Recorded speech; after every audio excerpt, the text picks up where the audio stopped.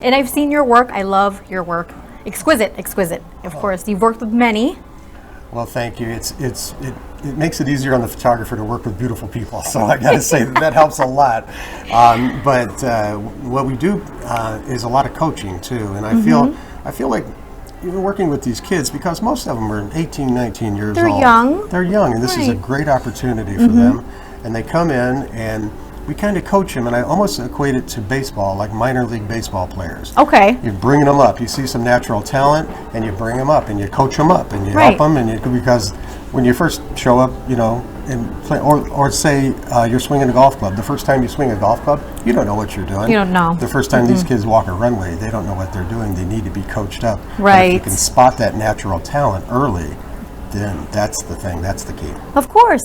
Now, what would be a tip that you would give aspiring models as far as, when they are with a photographer such as yourself?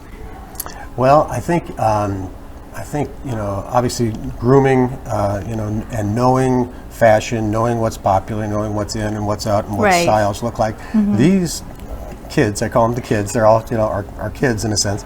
They look different than the kids did 6 years ago. Of course, yes. Advertising looks different than it did 6 years ago. Yes, I agree. If you look at the Prada ads, there's a certain look to those talent, to those models, and these kids look more like today, like they could walk right into advertising. A lot of them have that natural talent, but it's also good, obviously, to have good health and nutrition and practice. Anything, it's good for these models to practice in the mirror and to know what to do with this hand and left hand, and there's a certain amount of physical memory that they need to say, if I put my right hand here and my left hand here and tilt my head this way, it looks great, and give that a number. That's number 7, and then do number 10 and do number. Okay.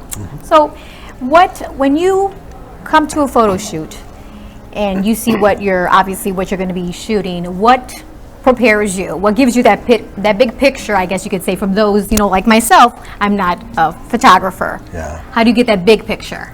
Well, at this level, there's several pre-production meetings, and there's sketches, and there's art, and there's wardrobe choices, and it's not just me. There's so much, right? Oh, there's 20, 25 people behind me, behind hair, makeup, wardrobe, the location, the photo assistants, even the catering. We work all day. We'll work a 12-hour day. You need to eat, right? You got to have some food, some Energy. coffee. Yeah.